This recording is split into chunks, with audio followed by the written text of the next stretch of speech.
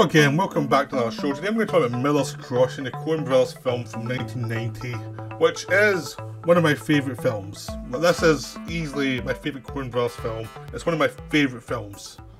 You know, it's a film I watched to recover from gangs in New York, to bring faith back into cinema for me. This is a wonderful film. This is just perfect. It's Coen brothers at their best, where they're taking a genre which has been done, they're tweaking it to do their own thing with it. So they know you know the references they're making, but it's not just about the references. There's actual story there that you actually can latch onto. So this takes place in an unnamed city. It's run by Irish gangsters, and yes, they're so much better than Gangs in New York for Irish gangsters. They've got Gabriel Byrne as a lead actor.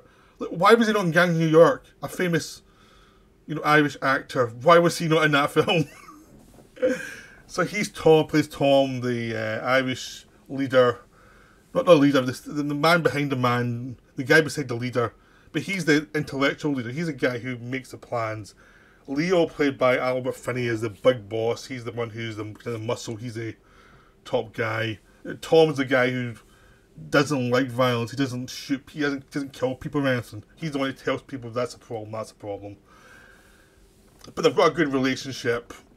But at the beginning of the film, Albert Finney's character is meeting with the Italian gangsters and saying who want to kill off the Schmatter kid, played by John Turturro, Bernie.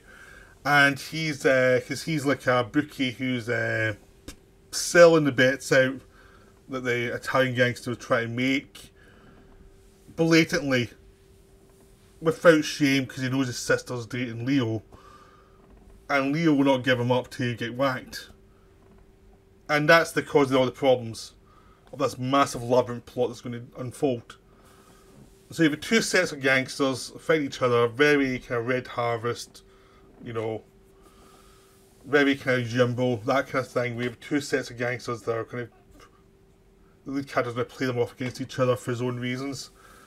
You've got a stoic character in a hat and a long coat who's very smart arse and is very much trying to figure things out.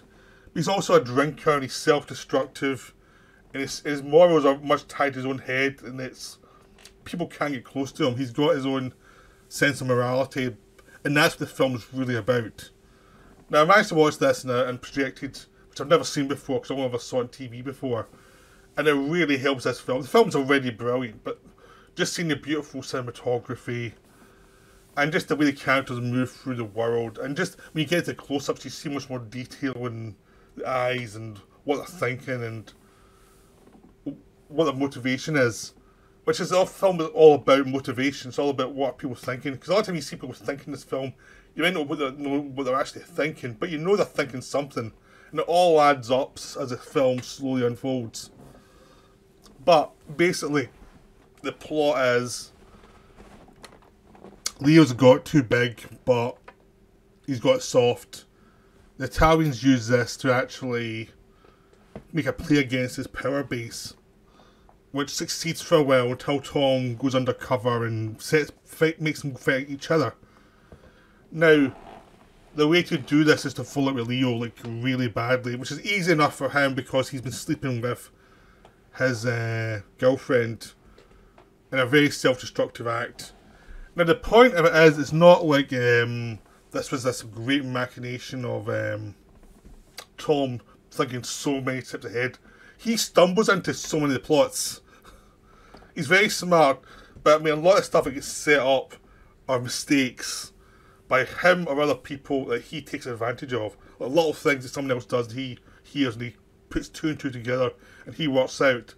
Him falling out with Leo is partially a plan, but a lot of it really is based on his frustration with Leo, because this could have been sorted out so quickly if he just, let them whack Bernie. That was it. That's all he needed to do.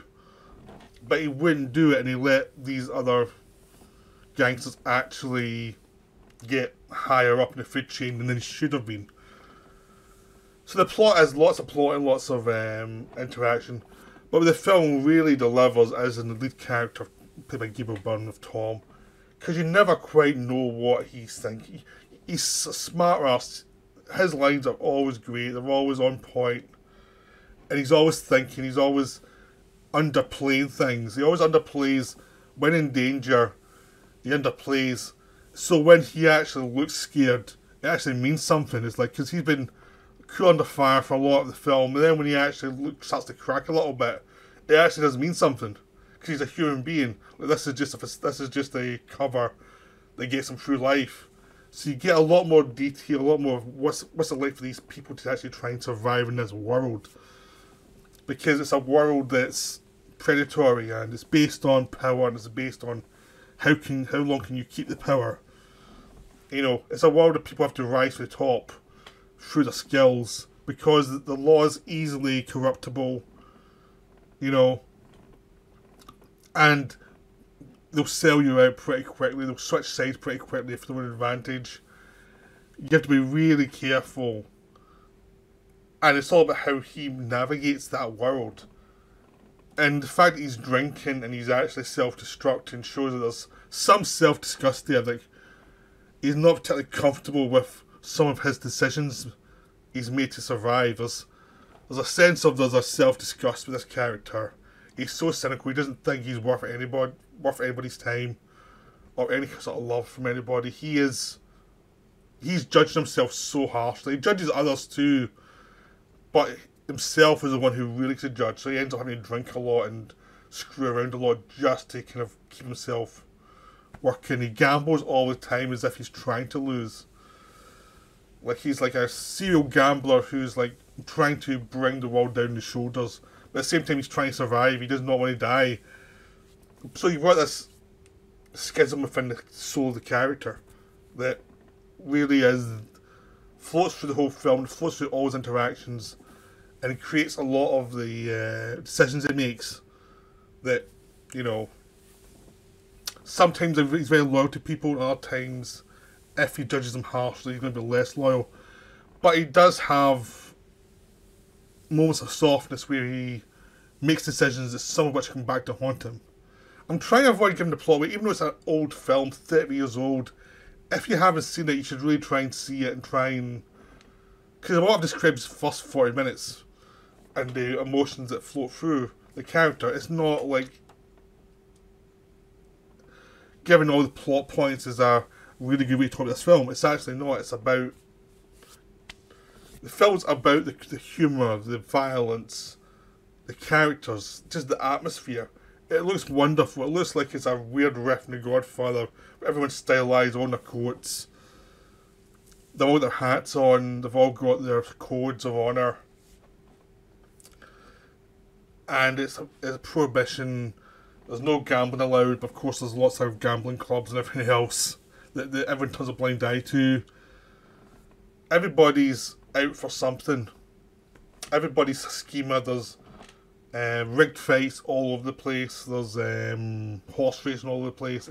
Everybody's got their hand out to try and make a lot of money. Everyone's gambling with each other. People are playing cards with each other all the time. It's just like people are just bored and they're just trying to survive, and there's the world just there. The world just feels there, and you've got the kind of winners and the losers. So Johnny, who's the Italian guy, he's played by John Polito, who's terrific and really cleverly written. He's a character who's a psychopath, but he's very interested in the ethics of a situation. Like, he's trying to be above himself, you know. So I mean, and so in some ways, it resembles Tom in the sense he's trying to find a way beyond what his life is, but he's incompetent at it. but he gives you some great speeches. His man behind the man is a gay hitman who's just brutal, played by G. Freeman. He is just wonderful, just very smart ass as well. So him and Gabriel Byrne face off against each other, it's great because they just have no respect for each other at all, and they're just brutalising each other verbally. It's just wonderful. Because all the characters are smart. Like, Tom has to play them carefully because they can spot his bullshit if he's not careful. So he doesn't have... I mean, he's got the lead Italian guy can be conned, but he's very paranoid, so you can't just play him normally. His man behind the man is very smart and very paranoid, and you have to be really careful with that as well. There's... all the characters can kill him at any moment. So that his motivations for helping Leo have to be personal. There has to be some sort of loyalty there, even though it's very confused and very, you know, difficult to even talk about. It's just this thing of he's loyal to his friend, but his friends let him down, basically. But that the loyalty is still there, even though he kind of half hates it. So it's just a wonderful film because the characters are so rich. And you can keep watching it for the dialogue, for the character interactions, for just the way they place actors in a scene. Like whenever Gabriel Byrne's at home in his seat talking to characters, it's almost like stage play, and it's wonderful because he puts his hat on his foot while he's sitting there, and it's just a wonderful image. There's lots of weird images of hats in the forest and things that all really work. It's just a beautiful film, and it's also a meaningful film. There's a lot to it. It's one of those films that Coen brothers did that everything just came together. Like they've always been talented. Some films come together better than others with them. Just like any director, really. And this is one of the ones that just everything came together. Even though it's one of the early films, it's still one of my favourites. It's still one of the ones I watch every so often, just to get your feedback in cinema. I'm not sure what more I can say without spoiling it, because other than me just gushing some more about how great it is and how wonderful it is, just go see it. It is just great. It's a terrific film. It's one of the best films of the 90s. And it's just one of the Coen's masterpieces. It's just so good. So I hope you enjoyed this video. I'll be back with some more soon. Bye for now.